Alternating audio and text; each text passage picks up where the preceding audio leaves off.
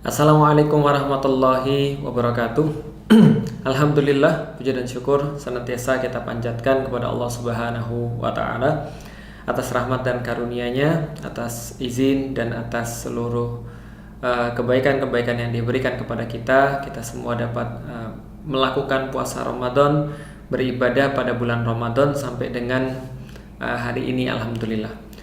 Teman-teman sekalian, beberapa waktu lagi insya Allah akan buka puasa. Karena itu saya ingin sedikit sharing singkat kepada teman-teman sekalian yang ada di platform manapun di sosial media, terutama juga yang ada di YouTube. Kita coba akan membahas sedikit tentang bagaimana agar kita itu senantiasa bersemangat di dalam kehidupan. Karena salah satu kunci agar kita bersemangat dalam kehidupan, teman-teman sekalian, adalah kita meyakini tentang masa depan. Kita meyakini tentang future, tentang apapun yang ada di depan masa. Saya sedikit ingin cerita teman-teman sekalian kenapa saya membahas tentang hal ini. Alhamdulillah, salah satu hari yang berarti pada hidup saya adalah banyak sih hari-hari yang berarti dalam hidup saya, momen-momen yang paling saya ingat di dalam hidup saya. Tapi beberapa momen yang saya ingat dalam hidup saya, misalnya yang paling berharga adalah ketika saya masuk Islam. Itu adalah momen-momen terbaik dalam hidup. Salah satunya adalah ketika saya menerima Islam, saya memeluk agama Islam, menjadi seorang Muslim. Itu adalah momen yang pertama. Momen yang kedua yang paling saya ingat, yang paling berbahagia di dalam hidup saya, itu adalah ketika saya bisa untuk menikah dan punya istri, ya gitu ya, berkeluarga dengan Ummu Alila. Itu adalah momen kedua yang saya rasa terbaik di dalam hidup saya. Dan momen yang ketiga adalah ketika saya menyaksikan anak-anak saya itu dilahirkan. Itu momen ketiga yang paling bahagia dalam hidup saya. Jadi kalau misalnya disingkat, pertama adalah masuk Islam, yang kedua adalah menikah, yang ketiga adalah ketika mendapatkan anak. Itu momen yang terbaik. Dan di antara momen-momen itu, teman-teman sekalian, termasuk momen yang paling saya merasakan bahagia itu baru-baru ini, kemarin, pada hari apa tuh ya, hari Sabtu kemarin, hari Sabtu tanggal 1 April 2023. Itu salah satu momen yang paling bahagia dalam hidup saya ketika saya hadir di satu acara Khatmul Quran. Jadi acara semacam kayak ini, semacam kayak apresiasi, acara tahadus binikmah. Sebagaimana juga pada hari ini saya pengen tahadus binikmah, menceritakan kenikmatan kepada teman-teman sekalian. Pada tanggal 1 itu anak saya yang pertama, Alila, itu ikut acara Khatmul Quran. Jadi semacam kayak acara berbagi nikmat setelah selesai menghafalkan 30 juz. Nah, disitulah kemudian saya merasa Masya Allah, sejak dari awal hingga akhir acara itu sulit banget bagi saya untuk menahan rasa haru, rasa khidmat, rasa bahagia, merasa bersyukur pada Allah, semuanya campur jadi satu. Dan dari awal sampai akhir acara itu sulit banget saya nahan nangis karena berbahagia gitu kan ya. Dan teman-teman tahu nangis itu kan ada dua ya. Ada nangis, ada air mata panas, ada air mata dingin kata orang. Kalau air mata panas itu biasanya kita lagi sedih. Kalau air mata dingin atau air mata yang menyejukkan, itu biasanya adalah air mata yang keluar ketika kita lagi berbahagia. Nah, pada saat itu saya nggak bisa nahan nangis dari awal sampai akhir acara. Kenapa? Karena saya merasa bahwa ya gimana ya, berbahagia banget menjadi seorang ayah, menjadi seorang orang tua yang anaknya menyelesaikan hafalan 30 juz. Itu Masya Allah, yang mungkin gak pernah bisa dilakukan oleh orang tuanya, atau mungkin orang tuanya gak berkesempatan bisa untuk pesantren, bisa untuk khusus menghafalkan Al-Quran. Dan saking kemudian saya merasa, ya Allah, ini saya punya anak yang bisa menghafalkan ayat-ayat-Mu ya Allah, lengkap 30 juz ya Allah. Meskipun mungkin masih perlu banyak sekali penyesuaian ke depan, kita merasa sangat bersyukur banget ya Allah. Karena jangankan gini loh teman-teman sekalian, kalau kita berbicara tentang Al-Quran, itu kan kita jangankan berbicara tentang Al-Quran, kita bicara bahwa orang-orang tertentu saja kayak saya tuh cuma mendapatkan barokah dari satu ayat Al-Quran. Dari satu ayat Al-Quran itu saya masuk Islam. Dari satu ayat Al-Quran itu saya mengenal kebenaran. Dari surat Al-Baqarah 23, jangankan 30 juz. Orang yang kayak saya aja itu cuma mendapatkan barokah dari satu aja ayat Quran, itu bisa masuk Islam. Bayangkan bagaimana kalau ada orang yang menghafalkan 30 juz lalu kemudian selesai, ya seperti apa kemudian kira-kira apa yang Allah berikan kepada dia.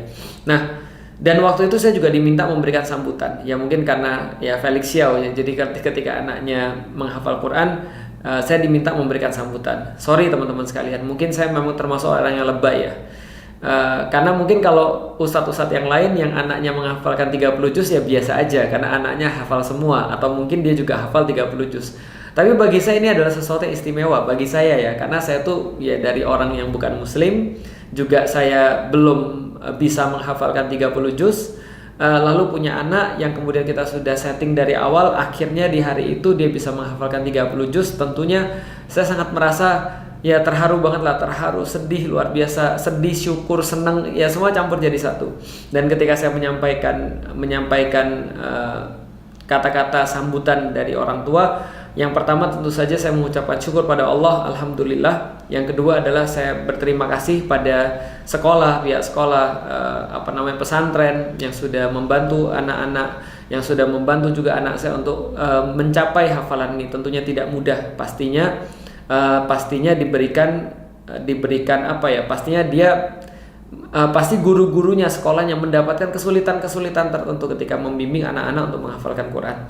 Lalu saya masih ingat banget yang terbersit di dalam kepala saya ketika itu adalah kata-kata begini. Saya sampaikan pada semua orang pada saat itu, saya bilang gini, yang terlintas pada benak saya ketika anak saya menghafalkan Quran, teman-teman sekalian, adalah hadis dari Rasulullah Shallallahu Alaihi Wasallam. Bahwasanya Rasulullah Shallallahu Alaihi Wasallam bersabda, kebahagiaan orang berpuasa itu ada dua. Jadi kata Rasulullah, kebahagiaan orang berpuasa itu ada dua. Yang pertama adalah kebahagiaan ketika dia menyantap hidangan berbuka puasa, yang sebentar lagi insya Allah akan kita laksanakan 30 hari mungkin di dalam bulan Ramadan, 29 atau 30 hari. Yang pertama adalah kebahagiaan ketika dia menyantap makanannya.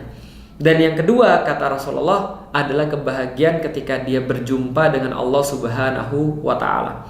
Jadi ada dua kebahagiaan. Yang pertama adalah kebahagiaan ketika berbuka, yang kedua adalah kebahagiaan ketika dia berjumpa dengan Allah Subhanahu wa Ta'ala, membawa amal-amal puasanya dia. Itu yang terbersit dalam kepala saya. Kenapa teman-teman sekalian? Karena bagi saya ketika puasa itu bagi saya ringan-ringan aja. Bagi saya sih ya fine-fine aja. Bahkan sebelum masuk Islam pun ketika saya harus nggak makan selama seharian, saya udah biasa. Nggak minum selama seharian itu hal yang biasa bagi saya.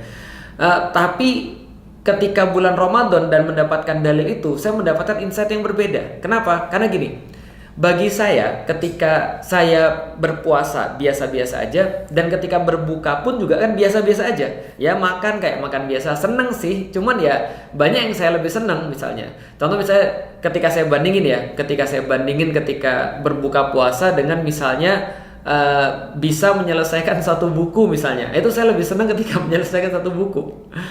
Atau misalnya ketika buka puasa dibandingkan dengan berapa hari nggak ketemu dengan istri terus ketemu dengan istri, itu saya lebih senang ketemu dengan istri. Ya maklum lah ya, ini orang-orang yang masih belajar untuk beriman kepada Allah gitu. Tapi maksud saya gini, ketika Rasulullah Shallallahu Alaihi Wasallam menyampaikan bahwa kebahagiaan itu ada dua. Pertama adalah berbuka puasa, yang kedua adalah ketika berjumpa dengan Allah. Bagi saya berbuka puasa tuh bahagianya biasa aja, ya sama kayak orang lapar terus makan di hari-hari lain ini juga sama, walaupun mungkin lebih lapar ketika bulan puasa, tapi ya oke. Lalu kemudian saya bayangkan, berarti ketemu dengan Allah, kita membawa amal-amal itu. Konsep yang Allah berikan kepada kita adalah ketika kita mengetahui masa depan, ketika kita meyakini masa depan, kita pasti akan bersemangat berpuasa. Jadi seolah-olah Allah ingin katakan begini, buka puasamu itu kamu senang kan, tapi itu nggak ada apa-apanya dibandingkan dengan ketika kamu itu berjumpa dengan Allah membawa pahala puasamu. Jadi mungkin kamu senang, mungkin kamu happy ketika berbuka puasa, tapi nanti ketika kamu berjumpa dengan Allah membawa seluruh hal-hal yang kamu lakukan ketika berpuasa di bulan Ramadan, kamu akan jauh lebih senang daripada ketika kamu makan berbuka puasa. Nah, dalam pikiran saya begini, kenapa ketika saya jadi sambutan ketika anak saya hafal Quran itu, yang saya ingat adalah hadis itu karena gini, Karena kalau hadis tadi mengatakan bahwa kebahagiaan orang berpuasa ada dua. Pertama adalah ketika mereka buka puasa, apalagi ketika mereka berjumpa dengan Allah. Lalu saya mikir gini, ya Allah, ketika menyaksikan anak saya hafal Quran aja, ketika menyebut nama dia, Alila bin Felix Xiao, menyelesaikan hafalan Quran 30 juz, saya bilang, ya Allah, akhirnya anak saya tuh ada yang termasuk yang menghafal Quran, menjadi keluarganya Allah. Bagaimana kemudian ketika dia nanti bisa memberikan syafaat bagi keluarganya, bagi orang-orang yang dia cintai, Allah janjikan bahwasanya keluarga penghafal Quran itu ibunya akan diberikan mahkota di surga, lalu ayahnya akan diberikan pakaian kebesaran. Lalu saya mikir, ya Allah, akhirnya ada salah satu daripada anak saya menjadi ahlul Quran, ahlullah, keluarganya Allah. Lalu saya berpikir gini, ya Allah, ini di dunia bahagianya aja udah kayak gini, gitu maksudnya. Ya Allah, di dunia aja senangnya udah kayak gini, apalagi nanti ketika di akhirat, gitu maksudnya. Kebahagiaan seperti apa lagi yang Allah tuh berikan pada hambanya, gitu maksudnya. Nah, itulah kunci semangat dalam menjalani kehidupan. Teman-teman sekalian, sederhana, Allah itu senantiasa ngasih kita hal-hal yang terbaik di dalam agama Islam. Termasuk kita tuh senantiasa disuruh untuk meyakini masa depan kita, meyakini apa yang terjadi di depan, sehingga kita tuh bisa bersemangat. Karena semangat itu datang daripada keyakinan akan masa depan. Agama ini ditolong oleh Allah karena orang-orang tuh yakin dengan masa depan dia. Makanya di dalam Al-Quran Allah senantiasa bilang, "Man kana yu'minu billahi wa bil yaumil akhir." Siapa yang beriman pada Allah dan hari akhir. Man kana yu'minu billahi wal yaumil akhir. Siapa yang beriman pada Allah dan hari akhir. Kenapa? Karena kalau seandainya orang-orang tidak beriman pada hari akhir, niscaya mereka akan sangat sulit untuk beramal. Mereka akan sangat sulit untuk melakukan kebaikan. Maka seperti saya, ya Allah, saya pikir apa yang Allah nanti sediakan di surga bagi saya. Kalau di dunia aja saya sudah gak bisa berhenti nangis karena senang, gak bisa berhenti nangis karena merasa bahagia. Melihat kemudian anak saya, lalu kemudian saya bilang berkali-kali, C makasih ya. Kenapa? Begitu besar yang kau berikan kepada Abi berupa rasa bahagia. Itu baru di dunia, apalagi nanti di akhirat. Bukankah kemudian Allah senantiasa memotivasi kita dengan masalah-masalah yang akan terjadi di masa depan? Bukankah Allah senantiasa menghibur kita dengan cara memberikan kita nanti di depan nanti akan lebih baik? Dan ini tidak pernah gagal di dalam sejarah kehidupan manusia. Bahwasanya orang-orang yang meyakini kehidupan setelah mati, orang yang meyakini masa depan, bukan hanya kehidupan setelah mati, tapi masa depan dia yakini, maka dia akan hidup dengan lebih maksimal ketimbang orang yang tidak meyakini apapun yang baik untuk masa depan dia. Jadi pernah dikatakan oleh Sun Tzu, seorang ahli strategi Cina, dia bilang begini, manusia tuh dalam berperang punya 3. Satu, harapan. Yang kedua adalah senjata. Yang ketiga adalah makanan. Maka di antara 3 ini, harapan, senjata, dan makanan, mana duluan yang akan kita serahkan kepada orang ketika kita harus menyerahkan sesuatu? Dia katakan, serahkanlah senjata dulu. Karena selama kita masih makan, insya Allah kita masih bisa, bukan insya Allah ya, kata dia ya, kalau kita masih makan, kita akan bisa buat senjata. Pun kita nggak punya senjata, kita tetap bisa melawan dengan tangan kosong selama kita masih bisa makan. Lantas ketika kita cuma tersisa harapan dan makanan, mana yang kita berikan pada musuh? Maka Sun Tzu menjawab, berikan makanan. Kenapa? Karena orang-orang yang tidak makan pun akan bisa melawan sementara dia masih punya harapan. Kalau dia masih yakin dengan masa depan dia masih punya harapan, roja kepada sesuatu yang di depan nanti, di depan masa. Nah, tapi dia katakan kalau seandainya kita sudah tidak punya harapan, tapi kita punya makanan dan kita punya senjata, maka kita akan menyerah. Kenapa? Manusia tanpa harapan tidak ada bedanya dengan mayit. Bahkan dia akan nyari mati kalau dia sudah tidak punya harapan. Punya uang, punya keluarga, istri yang baik, anak-anak yang soleh, anak-anak yang soleha, punya rumah yang bagus, hidupnya bagus, karirnya bagus, tapi ternyata dia nggak punya harapan, ya dia bunuh diri. Itu yang terjadi pada orang-orang yang mengakhiri hidupnya, karena dia bisa jadi punya hanya semuanya, tapi dia nggak punya harapan. Nah, maka teman-teman sekalian, kalau kita lihat harapan ini yang menjadi penyemangat kita. Berarti kalau kita kurang semangat, berarti kita kurang harapan. Dan Allah di dalam Islam senantiasa memompa semangat kita dengan cara memberikan harapan-harapan. Contohnya kayak tadi, kenikmatan bagi orang yang berpuasa itu ada 2. Yang pertama adalah ketika dia berbuka, yang paling besar adalah ketika dia berjumpa dengan Allah. Maka Allah seolah-olah menyampaikan, ke depan nanti Anda nggak akan pernah tahu seperti apa puasa itu menghantarkan Anda ketika berjumpa dengan Allah. Anda akan benar-benar berterima kasih Anda sudah berpuasa. Anda benar-benar akan bersyukur Anda sudah melakukan puasa walaupun panas, walaupun kerja keras, walaupun aus banget, tapi Anda akan berterima kasih. Kenapa? Buka puasa tuh nggak ada apa-apanya dibandingkan ketika Anda berjumpa dengan Allah. Itu maksudnya Allah. Dan ketika itu saya merelate dengan cara, ya Allah, menyaksikan anak ketika khatmul Quran 30 juz aja udah senang banget. Apalagi nanti ketika saya berhadapan dengan Allah, membawa amal-amal anak saya.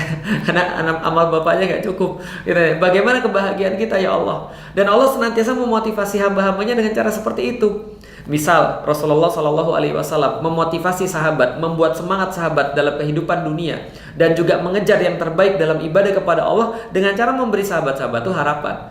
Misal suatu waktu Rasul pernah ngajak mereka untuk ngumpul, lalu Rasul katakan, tidaklah kebahagiaan di dunia ini yang Allah sediakan dan Allah bagi pada seluruh hamba-hamba Allah di dunia. Manusia semuanya berkumpul di dunia itu, tidaklah semua kebahagiaan yang dibagi pada seluruh hamba-hamba dari zaman Adam sampai dengan zaman manusia yang terakhir, tidaklah kecuali hanya seperti Anda menyelupkan tangan Anda ke dalam lautan. Jadi tangan dicelup ke dalam lautan, kemudian angkatlah tangan itu, maka Rasul katakan perhatikan berapa banyak yang diambil oleh satu jari itu.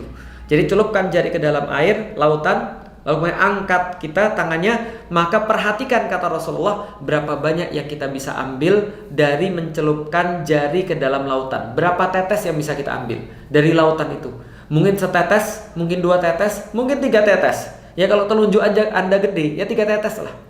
Lalu Rasulullah Shallallahu Alaihi Wasallam menyampaikan, itulah kebahagiaan dunia yang dibagi oleh Allah kepada seluruh manusia. Lalu Rasul kasih tahu pada seluruh manusia, dan perhatikan apa yang Anda tinggalkan di lautan itu, itulah kebahagiaan yang Allah tahan di surga buat orang-orang yang beriman. Coba bayangin harapan yang Rasulullah berikan pada orang-orang beriman. Masya Allah. Coba bayangin ya. Kata Rasulullah, kenikmatan dunia yang dibagi rata pada semua orang, yang diperebutkan oleh seluruh manusia, sampai mereka gontok-gontokan, sampai mereka korupsi, sampai mereka nipu, sampai mereka bunuh-bunuhan, sampai mereka julit-julitan, minimal mereka saling benci, itu semuanya kayak seperti setetes, 2 tetes, 3 tetes yang mampu Anda ambil dari lautan itu. Sementara sisanya yang lautnya itu yang gak ada efeknya ketika Anda ambil setetes, 2 tetes, 3 tetes, itu yang Allah sediakan di surganya Allah. Saya bilang ya Allah ya Rabb, berarti ketika kita buka puasa dengan makanan yang paling enak, yang kita seneng itu cuma ya gak ada setetes itu. Warna setetes itu dibagi rata seluruh manusia, sampai dari zaman Adam sampai dengan berakhirnya kehidupan manusia. Sementara yang ditinggalkan, yang Allah reserve untuk nanti orang-orang mukmin yang beriman di surga, itu seperti lautan. Makanya wajar aja ada satu hadis di mana Allah tuh menanyakan pada penghuni-penghuni surga. Allah ngumpulin penghuni surga, lalu ditanya pada penghuni surga itu. Lalu Allah nanya pada penghuni surga, wahai para penghuni surga, siapa di antara kalian yang masih ingat kesulitan hidup di dunia? Maka berkatalah orang-orang yang paling sulit hidupnya di dunia. Maka berkata orang yang paling besar kehidupannya dan kesedihannya di dunia. Maka dia berkata, ya Allah, kami sudah tidak ingat sama sekali. Kami sudah tidak ingat sama sekali. Kenapa? Karena dia bukan yang mendapatkan 1 tetes, 2 tetes, 3 tetes, berenang dia di lautan. Coba bayangin, ketika dia masuk surga, berenang dia di lautan. Coba, apakah ini gak memberikan harapan yang sangat besar kepada kita? Bahwasanya kita tahu ketika kita itu di dunia, sebesar apapun kenikmatan yang kita dapatkan, itu nggak ada bandingannya dengan surga yang sudah disiapkan oleh Allah. Surga dan kenikmatannya seperti yang sudah disiapkan oleh Allah Subhanahu wa Ta'ala. Ini memberikan kita harapan luar biasa. Maka ketika kita merasa bahwa kita futur dalam beribadah, ketika kita merasa bahwa kita tuh kayaknya malas-malasan dalam ibadah, kita harus ingat bahwasanya kenikmatan itu cuma nggak setetes. Dan kesulitan-kesulitan kita itu nggak bakal kita ingat nanti ketika kita sudah di surganya Allah. Maka itu membuat kita bersemangat dalam hidup, membuat kita bersemangat dalam belajar, membuat kita semangat dalam bekerja, berbuat baik pada istri, berbuat baik pada anak-anak. Karena kita yakin semua itu akan dibalas oleh Allah Subhanahu wa Ta'ala. Maka keyakinan kita tentang masa depan itulah yang membuat kita semangat untuk hidup. Dan ini kejadian pada para sahabat. Ada seorang sahabat namanya Hanzalah, teman-teman sekalian. Hanzalah ini dikisahkan berkulit hitam. Karena berkulit hitam sudah pasti mungkin dia tidak sepopuler sahabat-sahabat yang lain yang mungkin asli orang Arab, yang mungkin kulitnya nggak hitam. Lantas ketika kemudian Hanzalah ini suatu waktu karena dia berkulit hitam, karena mungkin dia tidak semujur sahabat-sahabat yang lain, dia akhirnya menikah. Padahal udah lama banget dia nggak menikah, gitu kan? Bukan maksudnya dia nggak dapat jodoh gitu maksudnya. Akhirnya dia dinikahkan oleh Rasulullah Shallallahu Alaihi Wasallam. Ketika dia dinikahkan oleh Rasulullah Shallallahu Alaihi Wasallam, bayangin antum ya, ini jomblo-jomblo, coba tolong diriletkan ya. Anda sudah 30 tahun menjomblo, mendambakan mendapatkan pasangan, Anda mendambakan banget untuk bisa menikah dan merasakan kenikmatan nikah, baik secara zahir maupun secara batin, gitu kan ya. Baik secara fisik maupun secara non fisik, kasih sayang, lalu segala macam. Anda sudah 30 tahun menjomblo, gitu kan ya, sampai-sampai kalau guyonan orang, kenapa tanganmu sudah ada sarang laba-laba? Kenapa? Jangan-jangan kamu Spiderman? Dia jawab, bukan, karena sudah terlalu lama tidak dipegang orang. Jadi bayangkan antum ya, antum udah jomblo lama ya, lalu kemudian antum belum menikah, tiba-tiba setelah 30 tahun menjomblo, menahan rasa, tiba-tiba antum nikah. Cowok-cowok nih, coba relatein, atau cewek-cewek coba relatein. Ketika Hanzalah ini menikah, sudah lama sekali dia belum menikah, akhirnya dia menikah. Setelah menikah, teman-teman sekalian, tentu saja dia melakukan ya kewajiban dia sebagai seorang suami dan sebagaimana layaknya orang yang menikah. Kira-kira enak atau enggak? Ya enak lah, gitu kan ya. Luar biasa tuh, akhirnya setelah 30 tahun ya, mendapatkan kenikmatan luar biasa ketika menikah. Masya Allah, yang gak usah saya jelasin ya. Tiba-tiba ketika dia sedang malam pertama, berkumandanglah seruan jihad. Oke, kaum muslimin dipanggil, kita akan melaksanakan kewajiban di dalam agama. Ayo kita berjihad fisabilillah. Pada saat itu perang Uhud ceritanya. Ketika Hanzalah mendengarkan seruan jihad, ketika dia berada di kamar pengantinnya melakukan aktivitas sebagai seorang suami pada malam pertama, begitu dia mendengarkan jihad, dia langsung loncat dari kasurnya. Menyiapkan menyiapkan perbekalan, memakai baju zirah, lalu kemudian mengasah pedangnya, lalu kemudian pergi berjihad ke medan perang. Dan apa yang terjadi? Hanzalah termasuk salah satu yang syahid. Hanzalah termasuk salah satu yang wafat. Ketika kemudian dia syahid, dia wafat, Rasulullah menemui jenazahnya, dan ketika jenazah itu kemudian ditemui oleh Rasulullah kemudian berkata pada para sahabat, ini sahabat kalian namanya Hanzalah, dan aku menyaksikan dia dimandikan oleh malaikat. Masya Allah ya, jadi dimandikan oleh malaikat. Coba bayangin, dimandikan oleh malaikat. Sahabat bingung, ya Rasulullah, bukannya kalau ada orang syahid dia nggak perlu lagi dimandikan? Kenapa engkau katakan dia dimandikan oleh malaikat? Kan tidak perlu lagi dimandikan mayitnya, nggak perlu lagi jenazahnya dimandikan. Maka Rasulullah Shallallahu Alaihi Wasallam mengatakan pada para sahabat, coba engkau cek kepada istrinya, kenapa dia bisa dimandikan malaikat? Nih, ini menariknya nih, ini interesting nih, menariknya ya. Coba ya relatein dengan tema kita, bahwasanya semangat itu akan ada kalau kita meyakini tentang masa depan. Coba ya, coba direlatein juga dengan hadis tadi, seperti seperti mencelupkan telunjuk ke dalam lautan. Maka kemudian sahabat-sahabat penasaran nih, datanglah kepada istrinya. Mohon maaf, ini Nona Hanzalah, bukan Nona Hanzalah, Bu Hanzalah ya tadi kalau di sini, Bu Hanzalah, Buhan, ini mohon maaf kita mau nanya nih. Tadi kita barusan disampaikan oleh Rasulullah bahwasanya kata Rasulullah ini Hanzalah dimandikan oleh malaikat. Lah bagaimana ceritanya? Bukankah orang syahid itu nggak usah mandi lagi? Maka kemudian Buhan tadi menjawab, istrinya Hanzalah menjawab, iya jadi gini, mohon maaf sudah saya tuh agak malu. Kenapa? Ini tadi abang Hanzalah ini dipanggilnya ketika lagi malam pertama. Dan ketika dalam keadaan melakukan hubungan dengan istrinya, dalam keadaan melakukan kewajiban dia sebagai seorang suami, melakukan hubungan dengan istrinya. Nah, ketika kami lagi berhubungan itu, abang pergi ketika seruan itu dikumandangkan, dan abang belum sempat mandi. Paham nggak teman sekalian? Jadi dia itu pergi dalam keadaan junub. Jadi si abang ini, Bang Hanzalah ini pergi dalam keadaan junub karena dia mendengarkan perintah jihad. Saya bilang, ya Allah ya Robbi, gitu. Sebagaimana saya merasa senang, merasa bahagia ketika ngelihat kemudian anak saya kemudian hafal 30 juz. Lalu kemudian saya mikir, ya Allah, apa yang kau sediakan nanti di surga untuk kita, ya Allah, di dunia aja udah sebahagia ini. Mungkin si abang tadi mikirnya begini. Si abang tadi mikirnya adalah, kata Rasulullah, itu dunia dibandingkan dengan akhirat tidaklah seperti orang yang mencelupkan telunjuknya, lalu kemudian mengangkat telunjuknya, lalu kemudian yang netes-netes itu seluruh kenikmatan dunia itu. Semua yang netes itu. Yang netes itu seluruh kenikmatan dunia. Yang ditahan oleh Allah adalah seperti lautan. Maka mungkin si abang mikir begini, ya Allah ya Rabbi, yang setetes aja ya Allah, sudah kayak begini ya Allah, yang setetes ini ya Allah, yang katanya dibagi rata seluruh manusia ini, yang kemudian katanya cuma untuk dunia dan seisinya, itu aja setetes aja kayak gini. Ya Allah, apalagi yang kau sediakan nanti ya Allah ketika nanti di surga. Maka si abang gak sabar.